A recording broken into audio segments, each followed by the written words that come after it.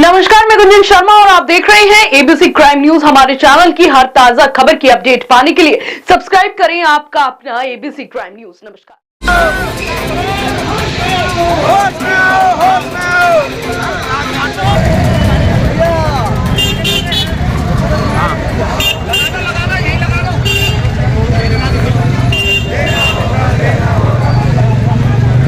सरकारी विभागों में ठेकेदारी नहीं चलेगी, क्योंकि दिल्ली के अंदर जो दुख है, जो दर्द है, जो पीड़ा है, उसको बयान करने के लिए हम लोग आए हैं। और ऐसा नहीं है कि यहाँ जो सचिवालय में जो मंत्री बैठते हैं या जो आईएएस अधिकारी बैठते हैं उनको हमारे दुख दर्द के बारे में पता नहीं है, मगर जिसको कहते हैं कि न्यूनतम इंसानियत, मानवता भी शायद राजनीतिक लड़ाई में बीजेपी और आपके उन्होंने मानवता भी छोड़ दी। और उसी का नतीजा है कि हमारे भाई, हमारी बहनें 6-6 महीने से भूखे मर रहे हैं दिल्ली के अंदर। दिल्ली जल बोर्ड है, वहां पे मीटर रीडर को पिछले 2 महीने से तनख्वाह नहीं मिली। और ये पहली बार नहीं हो रहा है, कभी 3 महीने, कभी 2 महीने, कभी 4 महीने। महिला बाल विकास विभाग है, वहां पर 6 महीने से 238 एम्प्लॉइज को तनख्वाह नहीं मिली है, 6 महीने से। दिल्ली महिला आयोग है, वहां पर कर्मचारियों को निकाल भी दिया 200 से ज्यादा, और 5 महीने की वहां पे तनख्वाह नहीं दी है। हमारा जग प्रवेश चंद्र अस्पताल है, वहां के साथी भी आज आए हुए हैं शास्त्री पार्क पे। 38 कर्मचारियों को पिछले 4 महीने से तनख्वाह नहीं मिली। अभी रात को मेरे पास फोन आया, पीडब्ल्यूडी के तहत काम करने वाले कर्मचारी राजस्व विभाग में, उन्होंने भी बताया कि हमें 3 महीने से तनख्वाह नहीं मिली है। इलेक्शन कमीशन के तहत जो कर्मचारी काम कर रहे हैं उन्होंने भी बताया कि हमें तनख्वाह नहीं मिली है। ये हो क्या रहा है दिल्ली के अंदर? दिल्ली देश की राजधानी है साथियों। लगभग 7 से 8 हजार तो हमें पता है जिनको तनख्वाह नहीं मिली है दिल्ली सरकार से। किस प्रकार से आतिशी जी, केजरीवाल जी, दिल्ली के उपराज्यपाल, दिल्ली के मुख्य सचिव, यही तो सबसे बड़े सर्वे सर्वा, यही 3-4 लोग हैं। ये किस प्रकार से दिल्ली को चला रहे हैं? एक तरफ हमारे को नारा दिया जाता है कि हम विश्व गुरु बन चुके हैं, बोलते हैं ना कि हम पूरे विश्व के गुरु बन चुके हैं, और वो विश्व गुरु देश, भारत देश की राजधानी के अंदर अपने मुलाजिमों को, अपने कर्मचारियों को, अपने मेहनतकशों को, अपने मजदूरों को सरकार भूखे मार रही है। ऐसा नहीं है कि सरकार के पास में फंड की कमी है। जल बोर्ड के अंदर जो बोनस मिलता था दीपावली पे, वो नहीं दिया गया इन पे।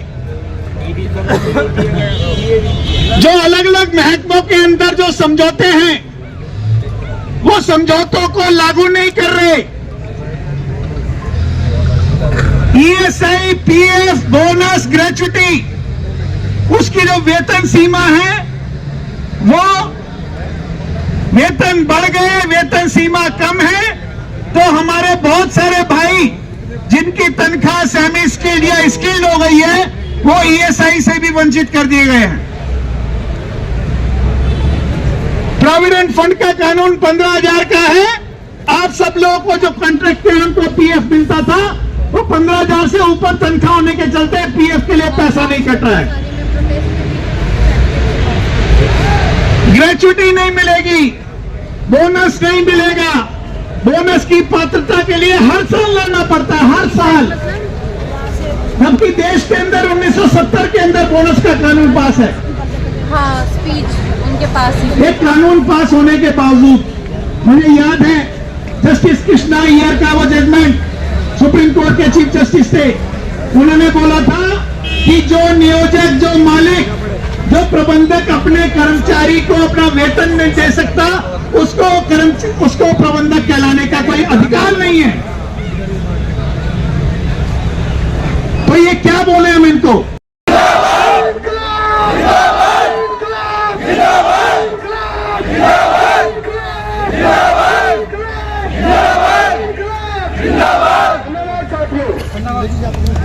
जमीन के खोलने के बाद ये लग रहा है कि हम लोग मजबूर हैं, मजबूर नहीं है।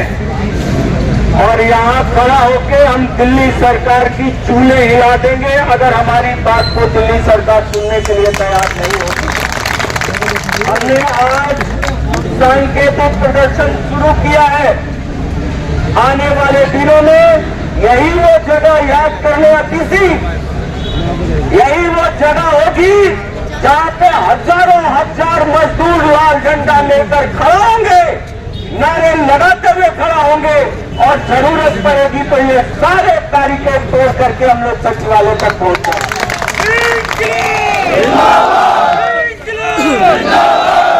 सूचना माज दे रहा हूं, छोटे मियाँ तो छोटे मियाँ, बड़े मियाँ भी सुभान अल्लाह है।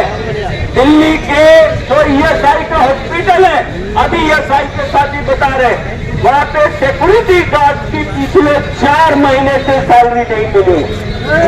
4 महीने से सिक्योरिटी गार्ड की, और वो सेंट्रल गवर्नमेंट का है, मोदी जी का है। तो ये हालात अभी दिल्ली के अंदर बने हुए हैं। दिल्ली सरकार के, दिल्ली में कॉलेज है 12, उन 12 कॉलेजों में पिछले 5 महीने से सैलरी नहीं मिली। तो दिल्ली सरकार और केंद्र सरकार दोनों ही मजदूर वर्ग के बारे में क्या रुख रखते हैं, ये तमाम चीजें आज मजदूर साथी हमें बताने के लिए आए हैं। साथी कमला, आ जाओ, एक साथी बोल लेगा फिर। साथी कमला शॉर्ट में आंगनबाड़ी की समस्याओं को लेकर यहाँ पे अपनी बात रखेंगी। साथी कमला, स्वागत करो।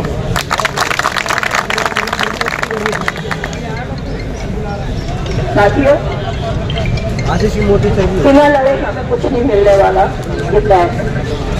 ये जो कानून, जो लेबर लॉ बनाए गए हैं, बनाए गए थे, अभी तक हम लोग लड़ रहे हैं, ये हमारे संघर्ष का नतीजा है। इसने खैरात नहीं किया। इन लेबर लॉज को लागू करना, ये एक कानून है कि जहां 12 महीने काम होता है, वहां आप ठेकेदारी आउटसोर्सिंग नहीं कर सकते। ये कानून है, लेकिन कौन धज्जियां उड़ा रहा है? वो धज्जियां उड़ाने वाले सेंट्रल सरकार में बैठी हुई मोदी सरकार और दिल्ली में बैठी हुई आम आदमी सरकार, ये दोनों मिलकर उड़ा रहे हैं। इसका एक उदाहरण मैं आपको देती हूँ। हमारी यहाँ सुपरवाइजर्स आई हुई है, आंगनवाड़ी में काम करती है। पिछले 5 महीने से उन्हें वेतन नहीं मिला।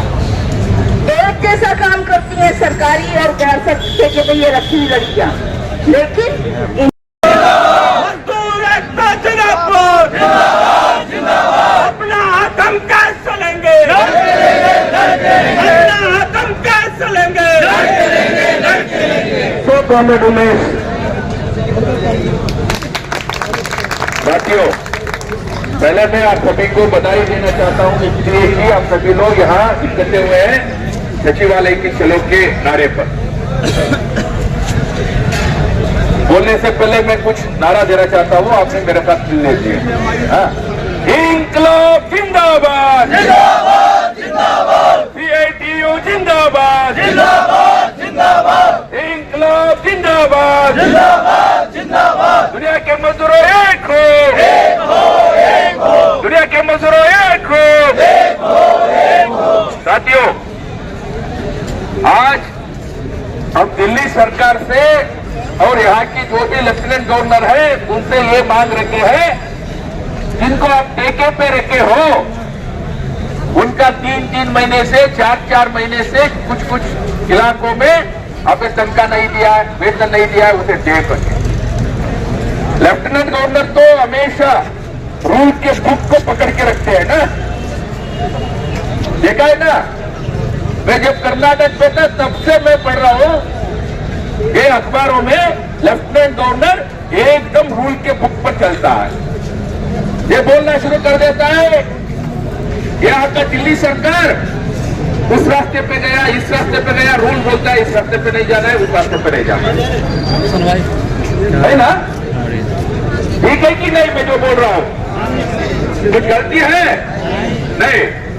अगर सरकार कुछ बेचते हैं उसके पास, वो वापस बेच देते हैं, बोलते हैं ये आपको अधिकार नहीं है। किसको करने के अधिकार नहीं है? दिल्ली सरकार को। इतना जबरदस्त रूल पे चलने वाले लेफ्टिनेंट गवर्नर को मैं पूछना चाहता हूं, महोदय जी, contract labour regulation and abolition act 1970 है, मालूम है क्या आपको? आपको केवल राज चलाना, मोदी के आदेशों को पालना चलाना आता है, या पार्लियामेंट में बनाए हुए जो शासन है contract labour regulation and abolition act 1970 में लाया गया था।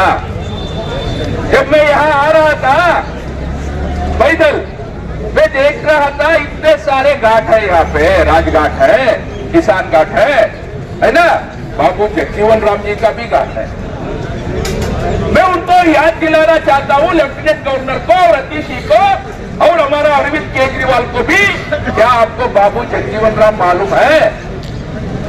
बाबू जगजीवन राम इस देश के श्रम सचिव थे जब श्रीमती इंदिरा गांधी इस देश के प्रधानमंत्री रहे। 1967 में 1967 में पहली बार एक लेबर कमीशन का गठन किया गया। वो लेबर कमीशन का चेयरमैन था जस्टिस गजेंद्र गड़कर। वो गजेंद्र गड़कर का कमीशन ने रिपोर्ट पेश किया इंदिरा गांधी के सरकार के सामने 1969 पर। हाँ, मुझे कुछ इतना अच्छा चीजें नहीं आती है, माफ करना, मैं आपसे ही सीख लेता हूँ अगर कुछ गलती हो गई।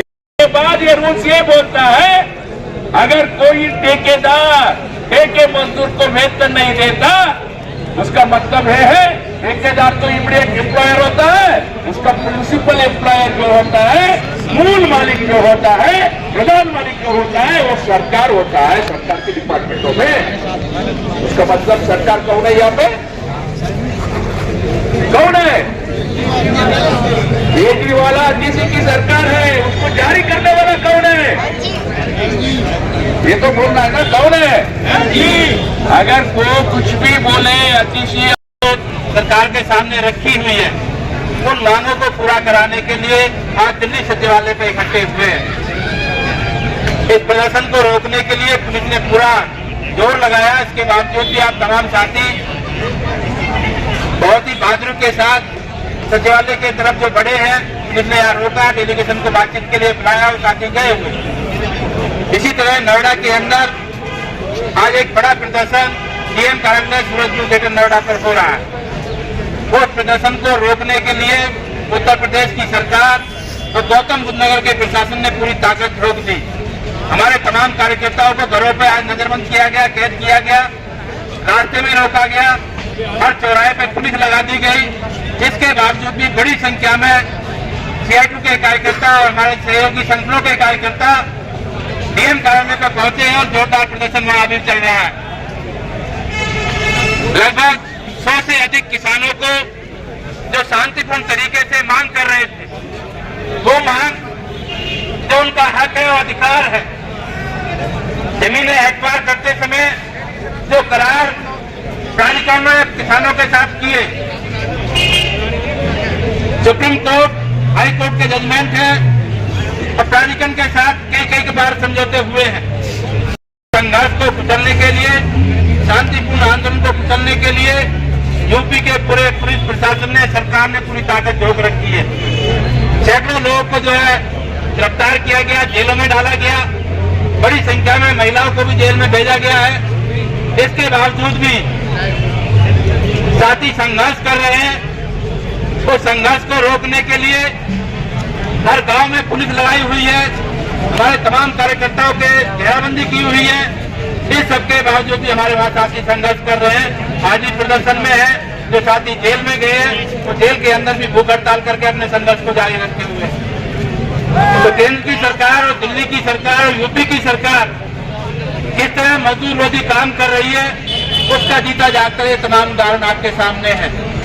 हमारे साथियों ने बहुत विस्तार से आज के मुद्दों को आपके बीच में रखा है। दिल्ली के अंदर अभी चुनाव का समय है और केजरीवाल सरकार जो इस वादे के साथ सत्ता में आई कि मजदूरों के वेलफेयर में काम करेंगे, तमाम सरकारी विभागों में जो संविदा कर्मचारी है उनको स्थायी करेंगे, लेकिन इस पूरे समय के अंदर उन्होंने स्थायीकरण के काम को पूरा नहीं किया। तो सरकार को अपने उस वादे को याद दिलाने का वक्त है, उसको यह एहसास कराने का वक्त है कि अगर आप अपने वादों को पूरा नहीं करेंगे तो इस चुनाव में दिल्ली का मेहनत का सामान आपको सत्ता से उखाड़ने का काम भी कर सकता है। तो अभी समय है, इस समय के अंदर दिल्ली की केजरीवाल सरकार